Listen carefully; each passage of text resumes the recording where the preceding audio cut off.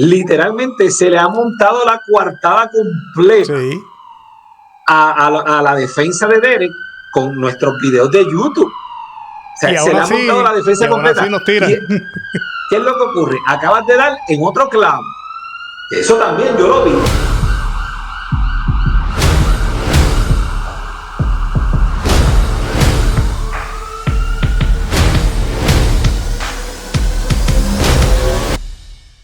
Saludos amigas y amigos, bienvenidos una vez más a Juzgue Usted Latino, informando tanto los de aquí como los de allá sobre el caso de Derek Rosa, que ha estado sucediendo en estos últimos días. Pues ha salido a la luz pues comentarios, más bien chismes de que Derek Rosa pues ya está en la libre comunidad, que se solicitó un habeas corpus. También han dicho que Frank Ramos está ingresado en la cárcel. Todas esas cosas y demás, pues entonces son las actualizaciones que le vamos a tener, y todas esas cosas las voy a discutir con el detective privado internacional Fernando Fernández, a quien le doy una fuerte bienvenida. Saludos, Sebastián. Para mí es un placer estar contigo aquí analizando este caso una vez más, ¿sabes, amigo? Así que esperemos poder llevar un poquito de luz y claridad sobre los procedimientos y las investigaciones en este tipo de casos. Eso es así, Fernando. Mira, hay cosas que uno cree que son imposibles, pero luego suceden. Se ha dicho que Frank Ramos está preso. Yo hice una búsqueda hoy dentro de la corrección y también dentro del condado de Miami-Dade. Si hay un caso pendiente, alguna orden de arresto pendiente,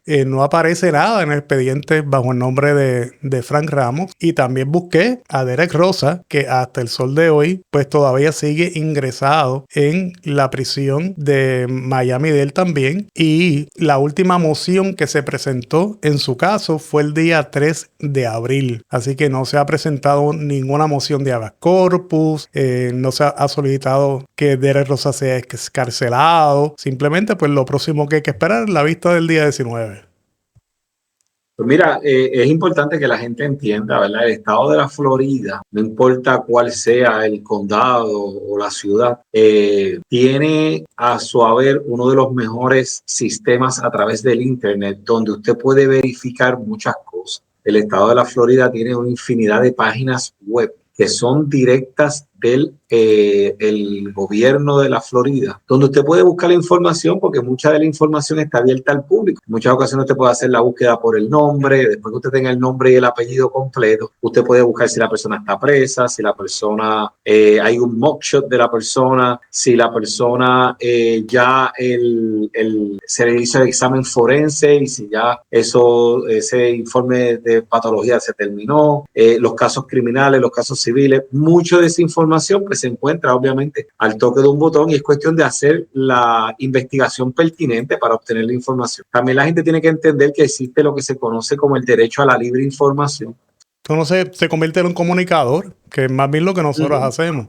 Pues nosotros comunicamos, analizamos, pero no tomamos postura, porque precisamente lo que nosotros hacemos es, más bien esto es un análisis que tiene que ver, lo tuyo de investigador tiene que ver prácticamente con un análisis científico, y tú te dejas llevar por la ciencia, no por las emociones, no por los chismes. Tú tienes que ver la prueba o la poquita prueba que haya y analizarla. Y como yo le he dicho muchas veces, de que la prueba que se ha presentado, pues la ha presentado la fiscalía, y la fiscalía no va a presentar prueba ni va a hacer pública prueba que sea a favor de Derek. Si hay alguna prueba que sea a favor de Derek, pues ellos tienen la responsabilidad de dársela a la defensa, independientemente de la prueba exculpatoria como la culpatoria. Y es un derecho que tienen. No sé si estás viendo en pantalla sobre la moción Brady. Quiero que me des tu impresión. La vamos a ir discutiendo poquito a poco para que la gente entienda qué es la moción Brady y cómo nace. Y esto tiene que ver de Brady contra el estado de Maryland.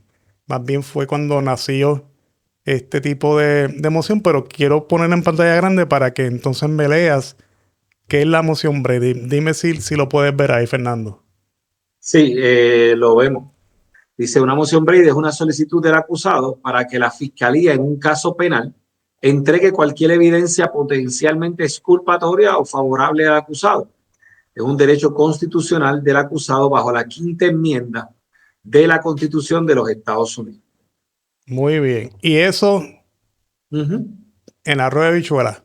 Para que se lo explique En arroz a y la gente. habichuela, la regla de Brady, básicamente, en arroz y habichuela, como decimos aquí en Puerto Rico, porque sé que mucha gente de otros países nos sigue, simplemente es que la fiscalía no puede ocultar ningún tipo de evidencia exculpatoria que se encuentre en el camino. Vamos a poner que la fiscalía encuentra algún tipo de documento que prueba o crea duda de que esa persona a la que ellos están acusando cometió los hechos. Pudiera ser que no cometió los hechos.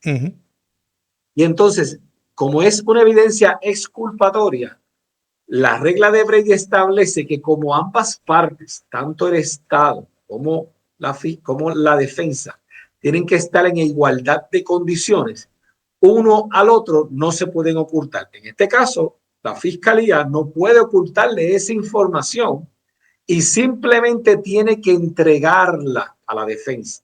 Si usted entrevista a un abogado de defensa, lo más probable siempre se vaya a favor del acusado, porque ese es su rol, defender a un acusado. Si usted entrevista a un fiscal, lo más probable vaya en contra del acusado, independiente porque las opiniones van según el expertise a lo que se dedique esa persona. Por eso es que siempre les he dicho, yo no tomo posturas en cuanto a esto, incluso tú no tomas posturas en cuanto a esto. Uno analiza la prueba y la prueba que él ha presentado es la fiscalía. La defensa no ha presentado una sola prueba. Eso, incluso la defensa podría no presentar ninguna prueba, porque quien tiene que presentar evidencia de que se cometieron los hechos es la fiscalía. La defensa muchas veces ha pasado que no ha presentado ni una prueba ni ha llamado a un solo testigo. Porque el caso está flojo, que dicen que lo tienen que probar son ellos, no soy yo. El peso de la prueba cae de parte de la fiscalía. Correcto. Ese peso de probar el caso, más allá de duda razonable, lo tiene la fiscalía. La defensa, como bien te indica, simplemente puede dedicarse a rebatir argumentos o a rebatir o a contradecir la evidencia o a contrainterrogar testigos. Y simplemente si creó la duda, salió por la puerta ancha. Ahora, es importante entender que siempre es bueno que la defensa tenga su propia investigación y tenga sus propias evidencias, porque esto va a solidificar lo que es la duda razonable. Exacto. Y tiene que, primero que el trabajo de la defensa es defender a su cliente con uñas y dientes, con todas sus fuerzas y con todo su conocimiento. Si un abogado no cumple con eso, incluso podría ser desaforado. Incluso el caso podría regresar y podría apelarse porque esa persona no tuvo una adecuada defensa, porque el abogado era flojo, no hizo bien su trabajo, no lo defendió como debía ser. Pero el abogado va a tener consecuencias porque puede perder su licencia, sus estudios, por lo que tanto ha sacrificado y tanto estudiado. Así que ningún abogado se supone que represente mal a su cliente. Pero en el caso de que suceda, pues hay medios para precisamente, pues, que esa persona que se encontró indefensa por no tener una representación legal adecuada, pues tenga una nueva oportunidad. Eso sí puede suceder. Todas las objeciones en derecho se hayan realizado oportunamente. Porque ¿qué es lo que ocurre? No solamente el abogado está tratando de probar la no culpabilidad de su cliente, también tiene que velar que se le garanticen sus derechos procesales y constitucionales. Mucha gente me dice, ay, pero un delito así tan cruel, ¿cómo un abogado puede defenderlo? Bueno, porque todos tienen derecho a un juicio justo, a un debido proceso de ley, y por eso es que usted ve a veces tanta objeción de parte de los abogados o de parte de los fiscales, porque todo el mundo está tratando de velar el debido proceso de ley. Y objeción que no se haga es objeción que no se puede hacer después en una apelación. Si usted no la hizo en el juicio, no puede ir a hacer esas objeciones en un proceso de apelación. Porque en un proceso de apelación solamente se ve lo que sucedió en el juicio. Sí mismo es. No se puede presentar a menos de que haya una prueba nueva que no estaba disponible. Pero eso es lo único. Ocurra una violación a la regla de Brady, que es lo que estamos también hablando aquí hoy. se puede presentar, pues se puede presentar durante el descubrimiento de pruebas. Okay, eso es bien importante, porque por eso es que ustedes ven que nosotros los investigadores entrevistamos al acusado, para que el acusado nos diga toda su versión. Por eso es que tenemos que verificar la escena, por eso es que tenemos que hacer tanto trabajo, para que el abogado sepa qué va a pedir. Y si él sospecha, no, pero tú encontraste esto, ¿por qué? ¿Por qué la fiscalía no me ha entregado nada que concuerde con eso que tú encontraste, que tú investigaste? Y por eso es que usted ve que hay tanta moción en el caso de Derek, probablemente exigiendo cosas, porque Derek tiene que haberle dicho, a mí me preguntaron aquello, me preguntaron lo otro. Entonces, ellos están diciendo, ok, ve acá, entrégame esta información porque no la tengo. Hay más de 100 mociones, respuestas entre todos los trámites de documentación. Hay sobre 142, 147 informaciones dentro de ese archivo de caso de Derek Rosa. Y la última actualización y lo último que se solicitó pues fue el día 3 de abril. Entonces, todavía pues no se ha presentado más nada. Vamos a ver esta que también dice que se puede solicitar antes del juicio. Que la moción también puede presentarse durante las mociones previas al juicio o justo antes de que comience el juicio penal si se descubre nueva evidencia favorable para el acusado. Si se descubre y quién tiene que hacer ese descubrimiento y solicitarlo, pues tiene que solicitarlo también la defensa. La defensa tiene que hacer el trabajo, por eso lo que Fernando dijo hace unos minutos atrás de que la defensa muchas veces contrata detectives precisamente para buscar otra información que la defensa entienda que la fiscalía pueda tener y que no haya sido presentada. Y tiene la fiscalía el deber de presentarla. No es si quiere, es que tiene que presentar evidencia exculpatoria, aunque eso no favorezca su caso. Correcto, sí. La idea de esto es que estén ambos en igualdad de condiciones y que no hayan elementos sorpresa. El factor y eso sorpresa. eso es lo que se busca evitar, porque tanto la defensa, la defensa tiene derecho a prepararse para contrarrestar la prueba que va a traer la fiscalía. La defensa sí puede tener el factor sorpresa, pero la fiscalía no. Si yo tengo prueba exculpatoria contra mi cliente, yo no tengo que hacerla disponible a la defensa de inmediato, a menos que sea tan exculpatoria, de que sea tan evidente de que el caso no va a proceder si yo presento esto. Que sea tan favorable que haya un beneficio procesal, donde mira, esto es tan y tan grande que en vez de hacer todo un juicio para esperar a presentar lo que haya, se incurre en un gasto procesal innecesario. Pues mira, me presentan. El tiempo que el cliente va a estar, tendría una liberación extremadamente rápida si se presenta esta prueba, el juez la va a ver y va a decir, pues mira, ¿quién es causa? Claro, pero ahí normalmente tiene que desestimarlo. Sí, pero tiene que ser algo grande. Por eso tiene que ser algo contundente. Tengo un video de que él no estaba allí, tengo algo de que realmente, o sea, no una sospecha, porque fulanito llamó a Perencejo y Perencejo dijo tal cosa. No es un testigo tampoco, los testigos tienen que ser creíbles. Sí, no, porque usted puede tener un testigo que vio, pero si esa persona tampoco es creíble o tiene una reputación dudosa, pues afecta, aunque esté diciendo la verdad en ese momento, afecta el testimonio y afecta el caso, porque los testigos tienen que ser creíbles. Claro, porque le impugnan la credibilidad. Sí. Vamos a ver la siguiente. La defensa puede solicitar también durante el juicio. Wow. Incluso después del argumento de cierre del fiscal. De que si esa prueba aparece última hora. Aquí hay algo importante y es que, por ejemplo, están acusando a Derek Rosa y hay un testigo que dice, no, porque cuando eso ocurrió, Derek Rosa estaba en el edificio de al frente hablando conmigo. Y yo lo tenía de frente a mí, él estaba hablando conmigo, él no hizo eso. ¿Qué es lo que ocurre? Que muchas veces esas personas a quien primero llaman no es al abogado de la defensa, es a la fiscalía. Entonces la fiscalía viene en conocimiento y ¿qué hace? Se supone que le diga, mira, te voy a conectar con el abogado de la defensa porque nosotros no podemos manejar ese ángulo, porque ya nosotros estamos... como que ya él es el acusado, ¿verdad? Entonces, ¿qué pasa? Esa evidencia exculpatoria, es un testimonio, una pieza de evidencia encontrada nueva que no se encontró, un resultado de alguna prueba científica. le toca entonces a la defensa, y la fiscalía, si advino en conocimiento, no lo puede ocultar. Todo para que no lo oculte.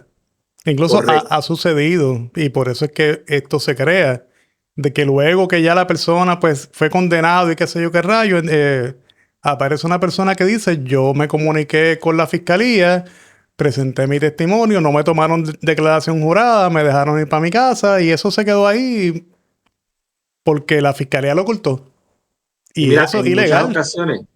mira, en muchas ocasiones quienes encontramos esa evidencia nueva, quienes encontramos esos testigos nuevos, somos nosotros los investigadores que estamos en ocasiones en la calle trabajando, entrevistando en las áreas, nos llega confidencia y procedemos a hacer esas entrevistas. Corroboramos la veracidad de la persona y no solamente eso, le tomamos una declaración, la cual tenemos que después juramentarla para entregársela al abogado para que el abogado la pueda tener para poder utilizarla. Y esa persona que yo entrevisto, de no estar disponible como testigo, pudiera este servidor entrar a tener que testificar basado en la labor que yo realicé. Así que esta regla de Brady es bien extensa, pero en arroz y habichuela, como estábamos diciendo ahorita, aquí la fiscalía no puede ocultar nada y sobre todo mucho menos evidencia exculpatoria. ¿Y cuáles son los tipos de evidencia, Fernando? Mira, aquí tengo, si los puedes ver, los voy a poner más grandes para que entonces tú los discutas, Mira, porque esta es tu área. Sí, ahí estás hablando de evidencia de ADN. Evidencia de ADN que no ubica al acusado en la escena del crimen puede ser motivo para una moción de Brady, eso es excelente. Huellas dactilares que demuestran que el acusado no estuvo en la escena del crimen son evidencia exculpatoria que debe ser divulgada. Esa es una de tus especialidades, las huellas dactilares. Claro, eso cae dentro de lo que se conoce como evidencia científica, ¿no? Y es una evidencia, lo que se conoce como evidencia directa, en este caso, ¿verdad?, que exculpa al cliente.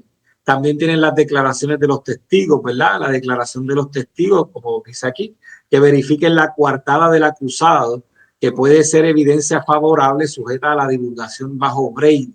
Aquí en la declaración de los testigos, aunque la gente a veces no lo entiende, pero en muchas ocasiones los testigos no son los más confiables.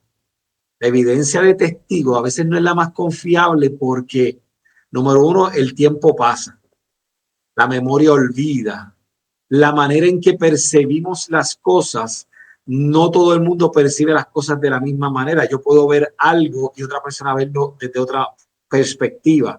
Hay una película bien vieja, se llama The Vantage Point, que tiene que ver con un caso, un tipo de caso que ocurre en una plaza pública y tú ves los 5 o 6 ángulos diferentes y literalmente todo el mundo vio lo que ocurrió, pero cada cual tenía una perspectiva total diferente. Y entonces muchas veces las declaraciones de los testigos a veces no son las más confiables, pero son buenas. Son buenas porque te ayudan a ti a establecer cuál es el patrón investigativo que tú estás llevando, o sea, cuál es la línea investigativa y si eso encaja con lo que ya tú tenías investigado. ¿Ves? Encaja con esa línea de tiempo. Me le da, o sea, en muchas ocasiones, cuando nosotros preparamos la línea de tiempo, a veces está como muy apretado. Pensamos, mira, parece que tuvo tiempo para cometer el delito. Pero entonces aparece ese testigo y de momento te llena ese gap, ese espacio en la línea de tiempo. Tú dices, mira, aquí está la coartada. Esa era la pieza que faltaba, o quizás te puede dirigir quizás a otro ángulo que tú no habías tenido. Te lo mejor estaba en tu investigación, iba hacia un ángulo y esto te encamina a otra dirección. Mucha gente piensa que tener una coartada es malo. No, lo que pasa es que esa es la palabra, es un alibi. En inglés, en español es una coartada. Y es algo real que yo estaba haciendo que me exculpa de lo que se me alega que hice, ¿no? Así que esa evidencia de testigo es bien importante. Tienes la otra ahí que estábamos viendo. Sí, vamos a pasarla por acá. Los videos de vigilancia, claro, eso pudiera caer tal vez bajo evidencia técnica, ¿no? Todo lo que tiene que ver con evidencia fílmica, fotos, videos. Dice videos de vigilancia que muestren que el acusado no estaba cerca de la escena de crimen, puede ser evidencia exculpatoria. Les aconsejo que vean una película de Netflix, es bien corta y es bien interesante. Dura 40 minutos, 45 minutos. Y me gusta mucho porque demuestra la labor que realizamos los detectives privados. Se llama Long Shot, el tiro largo. Long Shot. No sé cómo estará en Netflix en español, pero en inglés Lo es más Long probable, Shot, un tiro disparate. largo, exacto. Exacto. Pero, ¿de qué trata? Esa persona se le está acusando de algo y la persona estaba en un juego de pelota,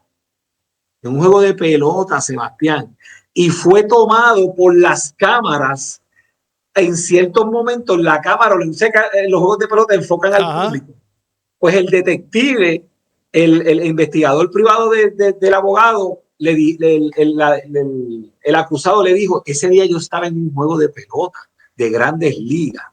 ¿Ves? Y entonces el detective se le ocurrió la idea de sentarse a ver el juego de pelota que había sido televisado y logró encontrar a la persona que estaba siendo acusada en el video. ¿Ves? Y eso abrió la puerta a otra dimensión en el caso porque la persona Tú no puedes estar en dos sitios a la misma literalmente vez. no puede estar en dos sitios a la misma vez. Así que es bien interesante cuando tú logras tener un video donde tu acusado está en otro sitio y la fiscalía de momento, ¿verdad? No lo sabía y entonces tú lo traes como una evidencia, ¿verdad? Que puede sostener tu caso. Es totalmente diferente ya cuando la fiscalía lo oculta. En uno de los videos que yo presenté este fin de semana, que presentamos que una persona fue y grabó directamente las áreas y los alrededores, subió las escaleras, llegó hasta el tercer nivel, bajó. Lo vi. No nos fijamos y por lo menos yo no tenía conocimiento de que en el primer nivel, en el departamento 101, por lo menos hay una ring door también. Pero no se sabe Claro. si esa cámara se encontraba allí en ese día, si la compraron antes o fue después de los sucesos. Si Claro. esa información vi en la fiscalía, si esa cámara estaba disponible, puedo haber enviado una supina para que entonces enviaran esa cámara o la información de la cámara para ser corroborada, verificada y certificada. Mira, vamos a También. verificar que es lo que yo siempre he dicho y lo he dicho también en otros canales. Tenemos que ir como investigadores a la escena. Y literalmente se le ha montado la coartada completa Sí. a la defensa de Derek con nuestros videos de YouTube. O Y sea, se le ha montado la y defensa aún así completa. nos tiran. Y aún así, a mí me tiran, a ti te tiran, a todos nos tiran. Entonces, ¿qué es lo que ocurre? Acabas de dar en otro clavo. Eso también yo lo vi. Hay unas cámaras, probablemente pueden haber cámaras en otros condominios, hay otras cámaras en esos otros pisos. Esas cámaras, la fiscalía la pidió, porque todo lo que pasa por al frente, que tenga movimiento, esas cámaras lo va a detectar. ¿Quién sube, Si quién baja? entró, quien sube, quien baja, si entró alguien o subió alguien horas antes, tiene que estar en esa cámara. Se supone que sí.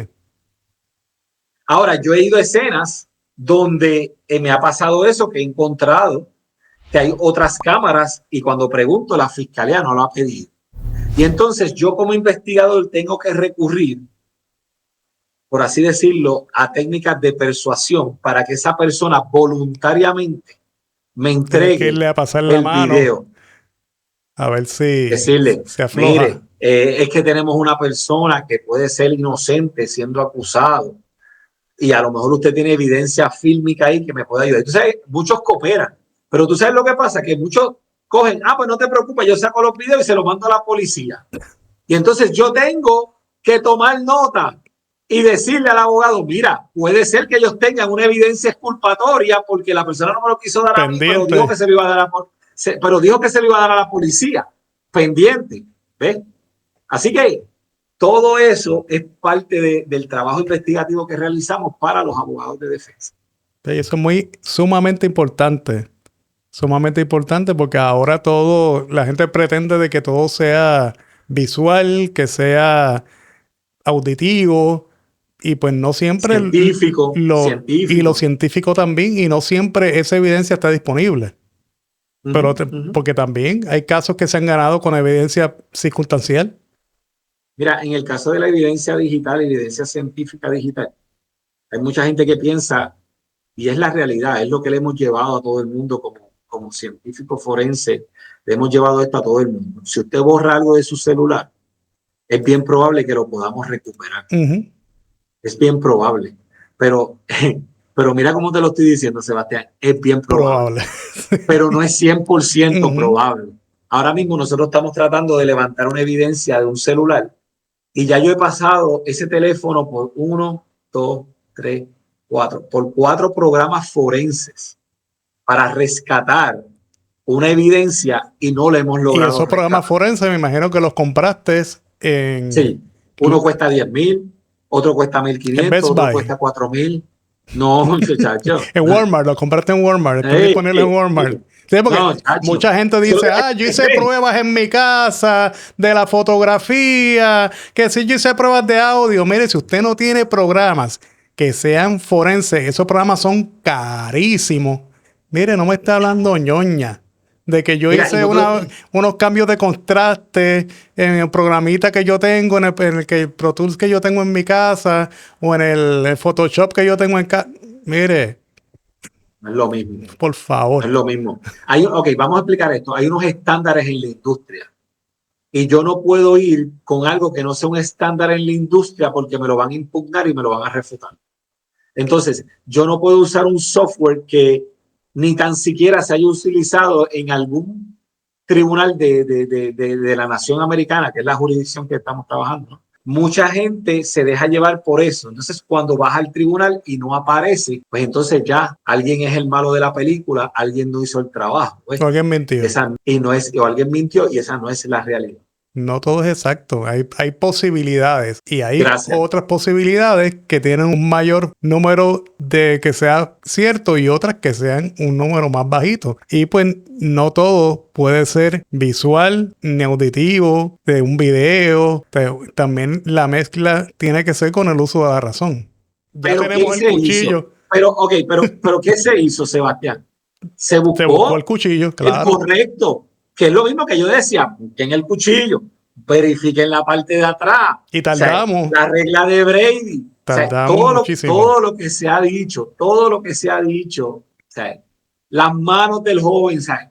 Se le han abierto una infinidad de puertas y a la gente parece que se le olvida lo que uno ha traído. Vamos a ver, Fernando, aquí dice que los posibles resultados sobre la divulgación ordenada es que si un juez determina que la fiscalía ha retenido evidencia o material, va a ordenar a la defensa, le tienes que entregar la evidencia, tienes que entregarla. Claro, tiene que entregarla. Ahora, aquí esto tiene que estar fundamentado, porque el problema es que la defensa en muchas ocasiones ni se entera. A lo mejor un testigo que se entrevistó, el fiscal no lo sabe porque el policía lo engavetó y lo metió en una gaveta y hasta el mismo policía corrió el juicio y no se dio cuenta. Ajá. Cuando empezaron a sacar los papeles para meterlos en archivo, alguien le dio por leerlo. Mira, esto está aquí. Esto está aquí. Eso pasa. Hay gente que está 20, 30 años preso y eso ocurre. Sí. Y de momento, mira, una regla de Brady, ocultaron evidencia, nuevo juicio. Imagínate tú.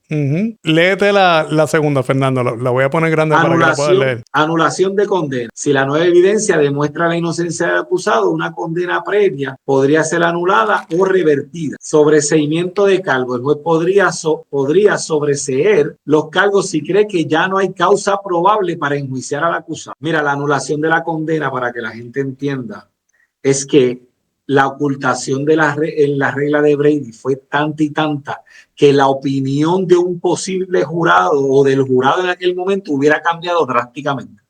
Y eso lo determina el juez. El juez es el que dice, diantre, esta evidencia es bien fuerte, ¿sabes? Y muchas veces eso pasa con la evidencia de ADN.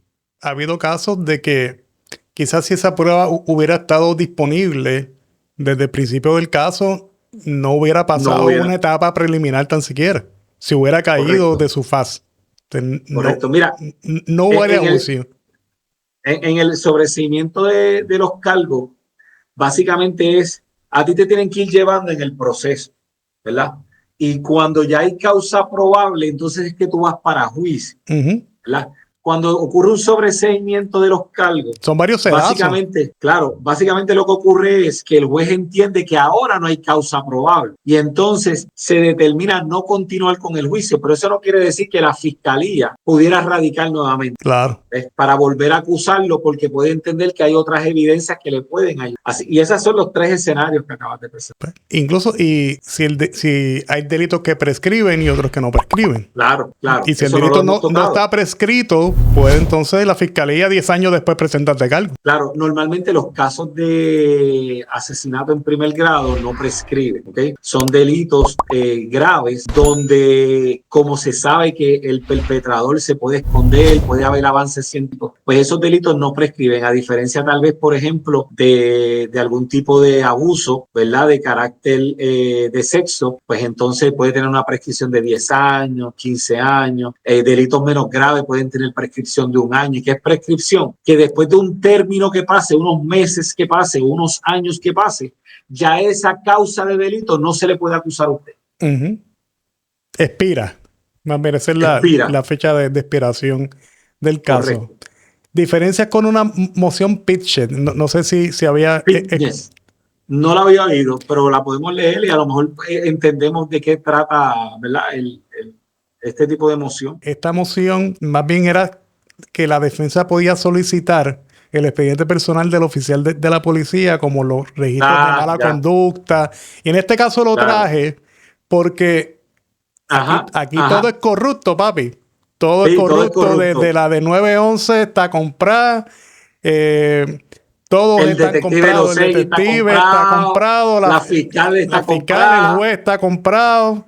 El alguacil de la corte está comprado. Y el que ponche el parking está comprado. Todo aquí, ninguna evidencia sirve. Todas las fotos son alteradas. Y yo siempre he dicho que no se puede subestimar. Tú nunca subestimas a tu enemigo. Si usted cree en el caso y usted cree en la inocencia de Derek, usted no puede subestimar la información o la prueba que pueda tener la fiscalía, porque eso es un grave error. Usted no puede decir de que todo es falso, porque a la larga solo le corresponde al juez y el juez está analizando las evidencias y hasta el momento ha permitido unas evidencias y otras no. Mira, la moción Pitchet no la conocía por ese nombre, pero en efecto tuve la oportunidad de trabajar casos que tuve que buscar testigos en Puerto Rico donde policías corruptos sabían de estos testigos y los ignoraron. ¿Por qué? Porque eran policías que se dedicaban simplemente y mero hecho a cerrar el caso, a resolver el caso y lo más rápido posible. Lo más rápido posible. Entonces tú veías que estos policías ganaban medallas, subían de puesto, subían sargento, después teniente. Entonces de repente resolvían todos los asesinatos. Entonces, ¿qué ocurre? Cuando ya hay unos actos de mala conducta, ¿verdad? Pues esto puede dar pie a la impugnación de ese policía, ¿no? Entonces, ahí por lo que entiendo, pues mira, la defensa tiene la opción de buscar una moción Pitchet para impugnar la mala conducta de ese policía. Ahora, ¿qué ocurre? En muchas veces es cuesta arriba porque tú tienes que ver que lo haya hecho anteriormente. Tal vez que se le haya logrado probar, por ejemplo, que miente, ¿verdad? Que el policía tiende a mentir o tal vez que tiende a favorecer ciertas personas. Que ha sido racista. Que está sesgado hacia una área, sea latino, sea afroamericano, que hay un sesgo. Correcto. Pues mucho de lo que pasaba en California y en otros estados, y en el caso de trabajé, era que estos detectives, todos los culpables, en la mayoría eran de la raza negra. Entonces, yo me dediqué a buscar testigos que habían estado en Estados Unidos y después de eso habían salido corriendo porque se habían sentido amenazados por la policía. Y muchos que eran boricuas regresaban a su tierra natal, pero venían, como quien dice, huyendo de allá porque no habían sido silenciados por la policía. ¿Ves? Y entonces tú los entrevistas acá y se sienten más seguros, han pasado años, Y entonces dicen, ahora yo puedo hablar. Como Carmen Jovet. Y ahora, y esa sería entonces la moción Pitchness, pero tiene un trabajo increíble que realizar la defensa para poder probar eso y poder traerlo al juez. Sí, y en este caso, pues, precisamente han traído el tema racial, como tú mencionaste, de por qué la operadora de 911 le comenzó a hablar en español, cuando el muchachito, pues, entonces su lenguaje primario era el inglés, pero mientras tanto, cuando él va bajando las escaleras, que le dice a su mamá, que tú siempre me dices que yo no corra, se lo dijo en Habla en español, español. claramente en español, así que imagino que en su casa está acostumbrado a hablar en español. Y a veces esas Mira, cosas se notan. una de las cosas que no sabemos, ¿verdad? Porque la llamada del 911 es una de las cosas que no se ha entregado íntegra. Y en muchas ocasiones cuando tú llamas al 911, Se le entregó íntegra, Fernando, perdona que te interrumpa, se le entregó íntegra a la defensa. Esa es una de las cosas que está, pero no ha salido pública. pero públicamente no ha salido y no saldrá, me Ah, imagino que hasta que el caso se resuelva. que no sabemos si esos segundos antes la operadora lo escuchó hablando en español. Que es algo que desconocemos, correcto. Eso es una posibilidad. Desconocemos. Es una posibilidad porque si tú te fijas, cuando las llamadas entran al 911, empiezan desde el timbre, pero hay operadores y hay lugares, porque es que todo va a variar de la jurisdicción, donde 1 o 2 segundos antes la operadora ya está escuchando, a pesar de que está el timbre corriendo, ¿ves? Pero esto varía, o sea, es que uno no puede decir, es definitivo todos los 911. Hoy mismo, por ejemplo, alguien me dijo, mira, esta es la foto de un sitio de operaciones 911. Ok, 911, ¿dónde? Porque eso no se parece a las de Puerto Rico, ni se parece a las de Nueva York que yo conozco. No, pero esta es más o menos. Pero no digas que es idéntica, porque no puedes decir que es idéntica, porque la gente se va a creer que es idéntico y no necesariamente es idéntico. Aquí tenemos más o menos lo que es, más bien que esto varía de estado en estado con las numeraciones, pero prácticamente quise traerlo porque básicamente es lo mismo. La información, la definición básica es lo mismo de que es una audiencia preliminar. Pues es un juez de audiencia preliminar decide si hay suficiente prueba para llevar el caso a juicio. Que esos son los sedazos. Sí, esto Regla 6. suena a lo que sería una regla 6, a menos que la moción 995 se darle como una vista preliminar. Porque primero, por lo menos en la jurisdicción acá de Puerto Rico, la regla 6 es causa para arresto. La moción, la vista preliminar es causa para juicio. Para juicio. Dos aspectos diferentes. Incluso en la audiencia preliminar se le da una fianza. Claro, pero básicamente aquí lo que estamos haciendo es viendo y dando el sedazo de que hay algún grado de prueba para pasar a la siguiente etapa. Porque ese es el momento donde si no hay ningún grado de prueba, el juez puede determinar, mira, aquí no hay evidencia suficiente, se puede ir para su casa. Exacto. Y tiene la oportunidad, por eso es que siempre le decimos de que todo esto tiene que ver con probabilidad. La posibilidad de que haya ocurrido, si existe, si no existe, si existe esa mínima posibilidad, porque no es un juicio que tiene que verse toda la prueba, tiene que ser algo pequeño de que le indique al juez, esto sí pudo haber pasado, hay que investigarlo. Le indica al juez en su sentido común de que esa persona pudo haberlo realizado. Y esas son las primeras etapas preliminares. Y eso es bueno haberlo traído para explicarlo, porque mucha gente no entiende. Porque mucha gente dice que no hay evidencia contra Derek. Sí, ninguna. Que cómo es posible que vayan para juicio. Mire, porque el juez vio una cosita o dos cositas que él entiende que pudo haberlo hecho. Pues mira, entendemos que hay para pasar al próximo nivel. Y el próximo nivel, hasta que llega a juicio. Aquí dice que la moción 995 es si la defensa cree que el juez de la audiencia preliminar decidió incorrectamente presentar una moción 996, lo que en Puerto Rico se le conoce como irse a la alzada. Una vista en alzada. Apelar a la decisión del juez. Apelar la decisión del juez de la audiencia preliminar a un diferente juez. Exacto, no a otro puede juez. ser el mismo porque si vas al mismo te va a decir, te va a decir lo mismo que te dijo Exacto. anteriormente. O sea, y hay un término, por ejemplo, en muchas jurisdicciones tú tienes 20 días, 30 días para radicar esa moción para que se vea una vista en alzada o una moción 995. Incluso muchos jueces preguntan en la misma sala si van a apelar el caso, si van a ir, van a tomar pues, este tipo de apelación o de prácticamente que otro juez analice el trabajo que él acaba de hacer y le pregunta directamente tan pronto del fallo, ¿ustedes van a apelar? Sí, mira, eso es bueno traerlo y como lo acabas de explicar, porque ahí entra que el abogado está velando el debido proceso de ley contra su cliente. Y si él tiene ¿Está esa defendiendo? opción y la utiliza, pues puede quedar mal. Entonces él prefiere pasar por todos los procesos para que no quede duda de que él veló por el derecho de su cliente al debido proceso de ley. Claro que apeló, que te estoy defendiendo, no me quedé de brazos cruzados. Incluso muchos renuncian a esta vista preliminar y se van directamente a juicio. Nosotros renunciamos al derecho a la vista preliminar, queremos ir directamente de lleno a un juicio en su fondo. Eso pasa también. No pasa. Y también dice que hay la revisión del juez, que es cuando ya el juez entonces revisa la decisión del juez de la audiencia preliminar y determina de que pues si había evidencia o si no había evidencia para proceder, porque entonces el juez puede tomar la misma decisión de la anterior. Incluso puede fallar en contra de ese juez.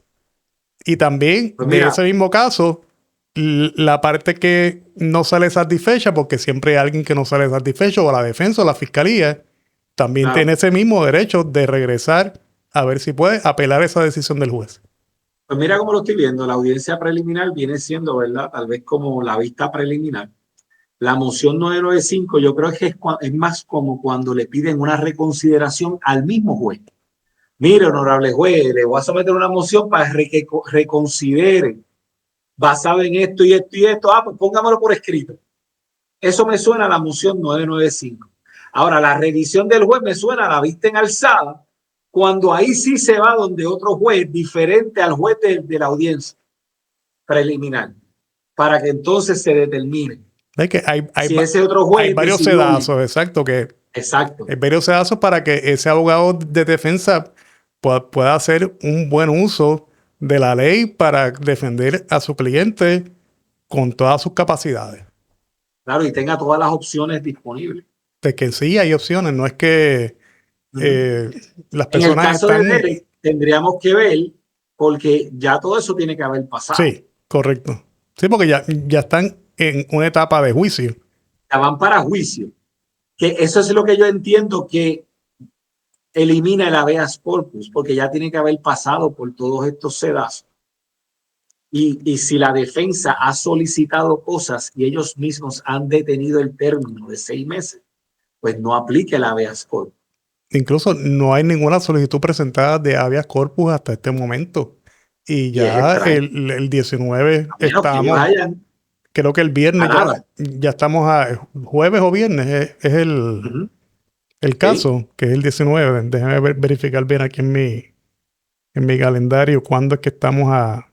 Pues el 19, viernes 19 hay una es este vista, viernes.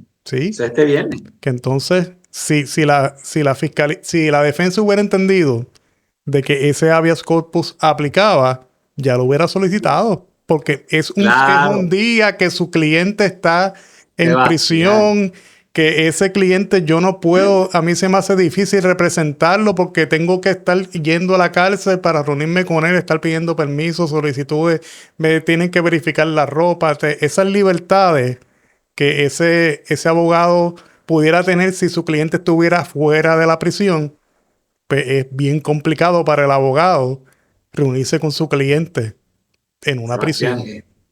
Sebastián, están repitiendo todo lo que se ha dicho en estos canales. Lo que pasa es que la gente tiene Pero que, lo tergiversan a su favor, lo estoy acomodan totalmente de acuerdo, a su totalmente de acuerdo manera. contigo para conseguir likes y para conseguir suscriptores y tener más views. Incluso para yo crear esto, yo tuve que leer un montón, porque esto lo estoy creando yo y me molesta Lo muchas veces pariste que me lo roban, me roban el material, porque y no dan yo crédito, por lo menos de crédito, de gente. crédito. de crédito, caramba, si me va a utilizar algo de lo que yo presento aquí, lo mínimo que usted puede hacer es mencionar el canal y invitar a la gente a que vea este video en su totalidad si lo quieren ver. Y si les gusta, entonces se suscriba.